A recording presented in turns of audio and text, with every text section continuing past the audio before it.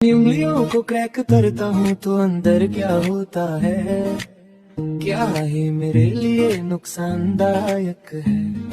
लोग सोचते हैं कि ये फिंगर स्नैप करने जैसा होता है, लेकिन असल में ये छोटे छोटे गार्ड्स मदल्स की वजह से होता है। जॉइंट्स के अंदर एक खास लिक्विड होता है जिसे सिनोवियल फ्लूइड कहते हैं। ये फ्लूइड आपके जॉइंट्स के लिए दिल जैसा काम करता है, ताकि जॉइंट्स स्मूथ तरीके से मूव कर सके।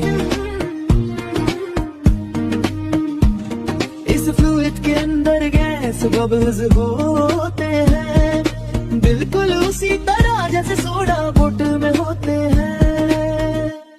जब आप नकल्स क्रैक करते हो तो जॉइंट के अंदर प्रेशर अचानक से कम हो जाता है, बिल्कुल उसी तरह जैसे सोडा बोतल खोलने पर गैस इंस्टेंट लिक्विड से बाहर निकलती है। इसी प्रोसेस को शविटेशन कहते हैं। जो क्रैक की आवाज आती है वो इन सब बबल्स के एक साथ फूटने से होती है। तो क्या नक्स क्रैक करना बुरा है? पेरेंट्स और टीचर्स ने शायद कहा हो कि इससे अर्थाइटिस होता है, लेकिन डेकेड से होने वाली रिसर्च के मुताबिक नक्स क्रैक करने और अर्थाइटिस का कोई संबंध नहीं मिला है।